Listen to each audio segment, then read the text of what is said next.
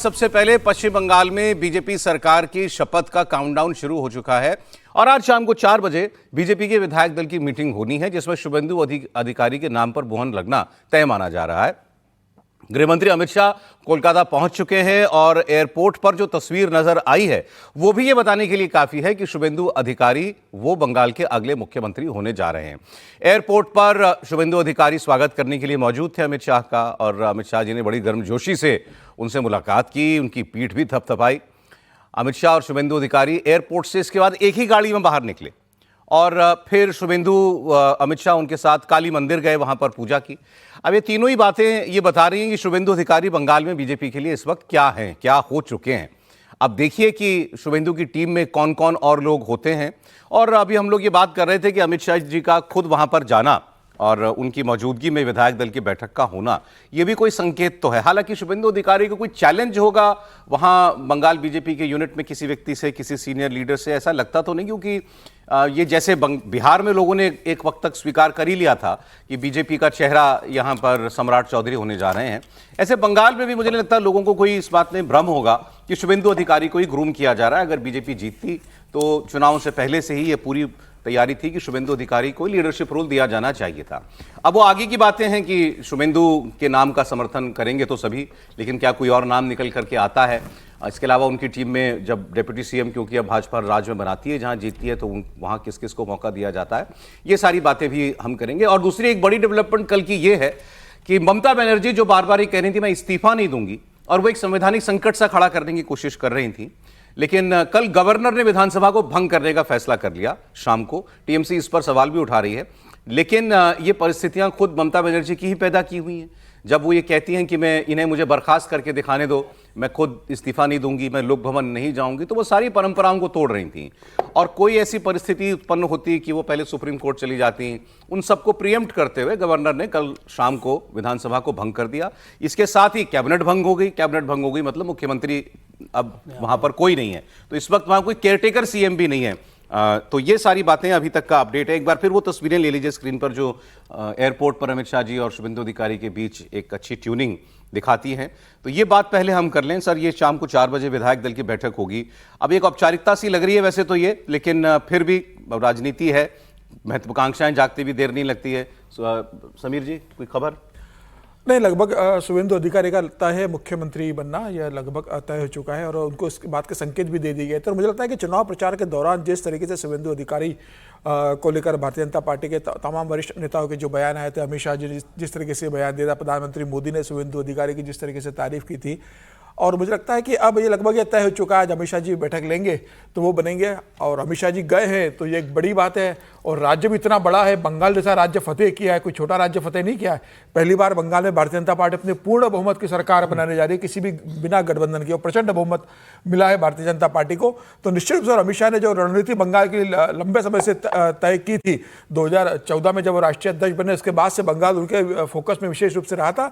हालांकि ठीक है कि 2016 में भारतीय जनता पार्टी बहुत बेहतर नहीं कर पाई, 2022 में नहीं कर पाई, लेकिन मुझे लगता है कि अब जो भारतीय जनता पार्टी ने जो प्रदर्शन किया है, इस पे अमित शाह, भारतीय जनता पार्टी और संघ का लंबे समय का जो संघर्ष रहा है, जमीन स्तर पर काम रहा है, उसका असर देखने को मिला। और इसलिए अमित शाह को वहां केंद्रीय पर्यवेक्षक, आपके पास जो रिपोर्ट है वही हमारे पास है कि शुभेंदु अधिकारी अगले मुख्यमंत्री होंगे, इसमें कोई संशय जैसी बात नहीं है। महिला उप मुख्यमंत्री का लगभग तय हो गया कि महिला को चल रहा है कि अब उप मुख्यमंत्री बीजेपी बनाती है हर राज्य के अंदर, तो उसमें यह है कि नॉर्थ बंगाल चूंकि वो हमेशा साथ देता आया है बीजेपी का, तो वहां से एक लीडर हो सकती हैं और एक महिला कोई डिप्टी सीएम हो सकती हैं। ऐसी बातें चल रही हैं क्योंकि महिला मुख्यमंत्री रही है 15 साल, तो एक वो फील छीन नहीं लेना चाहती भाजपा वहां से कि भाई एक वो चलता रहे। लेकिन अमित शाह जी के जाने को कुछ लोग जो तूल दे रहे हैं, इसमें क्या बात है कि अमित शाह जी वहां पहुंचे हैं? उनके साथ मोहन मांझी भी गए हैं ऑब्जर्वर बन के, उनकी तो कोई बात नहीं कर रहा है। अमित शाह जी पहुंचे ऑब्जर्वर बन के, तो लोग कह रहे हैं पता नहीं कि बहुत बड़ा होने वाला है, या ऐसा ना हो कि कोई वहां पर मतलब लोकल लीडरशिप में से दिया जाए या बीजेपी का आदमी दिया जाए, ऐसी बात कोई उठ जाए, उसको प्रीएम्प्ट करने के लिए शाह साहब का होना जरूरी था। इसलिए ज़्यादा हो रही है क्योंकि बहुत सारे लोग असम को याद कर रहे हैं कि असम में जब पहली बार सरकार बनी भारतीय जनता पार्टी की, तो वो सरकार भी हिमंता बिस्वा शर्मा के ही नेतृत्व में चुनाव लड़ा गया था। पूरा चुनाव हिमंता बिस्वा शर्मा ने लड़ा था, और कांग्रेस को जो पलटने का काम किया था वो हिमंता ने किया था। लेकिन फाइनली बीजेपी ने बनाया चीफ मिनिस्टर सर्बानंद सोनोवाल को, वो एक लोगों के दिमाग में है, लेकिन यहाँ मुझे संभावना बहुत कम लगती है। वैसे तो राजनीति की संभावनाएं हमेशा बनी रहती है, और अमित शाह गए हैं तो वो एक उनको ताकत देने के लिए भी गए हैं और ये मैसेज देने के लिए भी कि मैं हूँ ना। तो ये मैसेज है, इसको बहुत ऐसा देखना कि शुभेंदु को नहीं बनाएंगे, और शुभेंदु का मतलब है भारतीय जनता पार्टी का बंगाल एडिशन। यदि आप शुभेंदु को नहीं बनाएंगे तो फिर वही डिबेट चलती रहेगी। तो वो एक बंगाल एडिशन बन गया है भारतीय जनता पार्टी का। उसका कवर पेज जो है ना, वो शुभेंदु अधिकारी है, कवर पेज बिल्कुल है, बिल्कुल। तो इसलिए वो मुझे बहुत कम संभावना लगती है कि शुभेंदु की बजाय किसी को बनाया जाए। दूसरा, ममता बनर्जी जैसी ताकतवर मुख्यमंत्री को 2 बार हराना। दूसरा, टीएमसी जैसी पार्टी के ताकतवर संगठन और सिस्टम को मुकाबला करना, समझना जानने वाला, उसमें शुभेंदु अधिकारी के पास सारे बॉक्सेस टिक होते हैं। करेक्ट। तो वो मुझे संभावना लगती है। डिप्टी चीफ मिनिस्टर तो कोई बात नहीं, डिप्टी चीफ मिनिस्टर बनते हैं, अच्छी बात है। और कोई दूसरा नाम ऐसा क्या है, कुछ लोग वो भी बात है कि सामने कोई ऐसा नाम भी तो हो जिसको लेकर चर्चा होती हो, या जो बहुत महत्वाकांक्षी हो, जिनको अभी तो 4 दिन पहले मनाया था, क्या वो मुख्यमंत्री बनेंगे? और जिनका थोड़े दिन पहले ही मनाया था, दिलीप घोष साहब। मतलब मैं वही कहने ही जा रहा था कि वहां तो प्रदेश अध्यक्ष ही बार बार बदलती रही है, प्रदेश अध्यक्ष बार बार बदलती रही है, तो इसलिए कोई ऐसा नाम भी बड़ा नहीं है जिसको लेकर किया जाए। तो संभावना यही है। और बीजेपी का बंगाल फेस शुभेंदु अधिकारी है, और भारतीय जनता पार्टी चाहेगी कि बंगाल के लोगों ने जैसे इलेक्शन में जो मैंडेट दिया भारतीय जनता पार्टी को अपनाने का, वो उस पर मोहर लगे। तो इस पर ये आम राय है ना आप सबकी भी कि भाई शुभेंदु के अलावा कोई व्यक्ति और दिखाई देता नहीं। अमित शाह जी की महत्वपूर्ण है, हम लोग चर्चा करते रहिए। बाकी देखिए उसमें ये मैं इसमें आपको राइटर दे देता हूं। मैं रोज 4 लोगों की राय लेता ही हूँ ना, तो वो मेरा काम है लेना। और चलती आप ही की है फाइनली, अमित शाह की तरह। जो डिप्टी सीएम का बात हो सकती है, लेकिन सीएम के लिए तो अब बिल्कुल साफ है कि जो शुभेंदु अधिकारी हैं उनको बनाया जाएगा। एक बात जो पहले भी भाजपा में या बीजेपी में हुआ करती थी कि बाहर से आए व्यक्ति को लेकर संशय होता था, लेकिन अब वो टूट चुकी है बातें। वो असम में भी हमने देखा, असम बिहार सब जगह वो अब टूट चुकी हैं। तो ऐसा माना जा रहा है कि जैसे आपने भी बोला कि एक महिला को जो है वो उप मुख्यमंत्री, और एक और नॉर्थ बंगाल से एक और जो है उप मुख्यमंत्री देने की बात है। अग्निमित्रा पॉल जो है उनका नाम चल रहा है, और एक नीतीश प्रमाणिक का वो नाम, वो नॉर्थ बंगाल वाली बेल्ट से, तो वो हाँ उनका नाम, वो जो केंद्रीय मंत्री रहे ना, हाँ कूच बिहार से वो हैं, तो वो उनका नाम चल रहा है। वो एससी कम्युनिटी से भी आते हैं और वहाँ राजवंशी कम्युनिटी से आते हैं, तो वो एक तरह से बीजेपी के। अब ये बात कर लें जो कल गवर्नर ने विधानसभा को भंग किया, क्योंकि ममता बनर्जी जो है वो एक कॉन्स्टिट्यूशनल क्राइसिस सा खड़ा करने की कोशिश कर रही थी, और उन्होंने एक बार नहीं कई बार कहा कि मैं इस्तीफा नहीं दूंगी। हालांकि इस पर भी एक्सपर्ट्स की राय ये थी कि भाई ना दें, लेकिन उससे क्या बदल जाएगा, असेंबली तो जानी ही थी। देखिए 7 तारीख को वैसे ही खत्म हो रहा था कार्यकाल, 7 मई को, तो वैसे ही जो है वो गवर्नर के पास ये पावर है कि जब कार्यकाल खत्म हो जाए तो वो डिसॉल्व कर दे। हाँ, तो ये पूरे पावर्स गवर्नर के पास रहती हैं।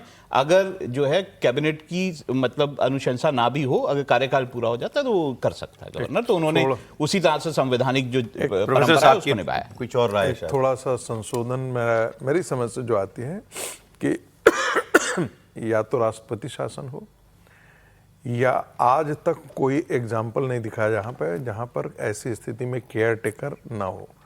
क्योंकि जो संविधान कहता है वो संविधान कहता है कि there shall be a council of minister. यहाँ पर शैल लगाया गया है, यानी कि देयर मस्ट, यानी एसेंशियली भी ए council of minister in power. एक मिनट, दोनों हैं। सुन लीजिए, कार्यकाल पूरा हो जाए, आप कह रहे हैं हर वक्त तो नहीं चाहिए, पूरी बात सुन लीजिए। हाँ, यही है सच्चाई। यदि आप कॉन्स्टिट्यूशन पढ़ेंगे तो इस पर यही आर्ग्यू किया जाता है कि वहां पर विल क्यों नहीं लगाया गया, शैल लगाया गया है। इसका मतलब है there has to be a council of minister to act on और जो गवर्नर है उसी के आधार पर उन्हीं के ये पर करेगा, सलाह पर काम करेगा। अब यहां पर स्थिति ऐसी बन गई है कि there is no council of minister. अब मंत्री है ही नहीं। आप देखते होंगे कि कोई चीफ मिनिस्टर हार जाता था तो वो त्याग पत्र देने जाता था, और उस पर कहा जाता था कि कोई बात नहीं है, आप तब तक बने रहिए जब तक कि नई सरकार नहीं बन जाती है। क्यों ऐसा कहा जाता था? इसीलिए कहा जाता था ताकि वो जो संविधान की धारा है कि there shall be a council of minister, उसी को ध्यान में रखते हुए ऐसा कहा जाता था। तो तो ये बड़ा ये दुविधाजनक स्थिति जो जिसे कॉन्स्टिट्यूशनल क्राइसिस हम कहे हैं। अब ये हो सकता है कि इसी को लेकर के मुझे लगता है कि वो कह रही थी कि हम कोर्ट में भी जा सकते हैं और या तो आप हमको डिसमिस कर दीजिए। वो डिसमिसल करने का मतलब था कि फिर आपको राष्ट्रपति शासन 2 दिन के लिए लगाना पड़ता, और राष्ट्रपति शासन आप लगाते तो हो सकता है कि 2 दिन के लिए राष्ट्रपति शासन लगा करके आप अपने आप हटा लेते, नहीं तो राष्ट्रपति शासन जो है वो फिर जाकर के वो यही चाह रही में थी, जाते सब लोगों ने बताया। देखिए राष्ट्रपति वो शासन लगा देंगे, वो तो पार्लियामेंट, वो तो देखिए पॉलिटिकल उनका पोस्चरिंग था जो विजय जी भी कल कह रहे थे, लेकिन मैं हमेशा मानता हूँ बड़ा खतरनाक पॉलिटिकल पोस्चरिंग है। जैसे अरविंद केजरीवाल ने कहा कि भाई हम जेल में हैं, हम यहाँ से शासन चलाते हैं, और सुप्रीम कोर्ट मामला गया तो सुप्रीम कोर्ट ने कहा कि भाई वाकई हम कुछ नहीं कर सकते क्योंकि कोई ऐसा प्रावधान नहीं है, संविधान का ऐसा कोई प्रावधान नहीं है। और यहाँ भी इस प्रकार को किसी ने सोचा भी नहीं होगा। जब अम्बेडकर कॉन्स्टिट्यूशन ड्राफ्ट कर रहे होंगे या कॉन्स्टिट्यूएंट असेंबली ड्राफ्ट कर रही होगी, तब किसी ने सोचा होगा क्या कि इस प्रकार की स्थिति भी आ गई। एक चीफ मिनिस्टर हारने के बावजूद कहेगा कि हम त्याग पत्र नहीं देते हैं, तुमको जो करना है कर लो। आप कह रहे हैं गवर्नर को मजबूरी में ये काम करना पड़ा, मजबूरी में ही ये काम करना पड़ रहा है। और मैं फिर मानता हूं कि यदि प्रोसेस और टेक्निकलिटी देखें तो थोड़ा सा कहीं पर ग्रे एरिया निकल करके अच्छा ये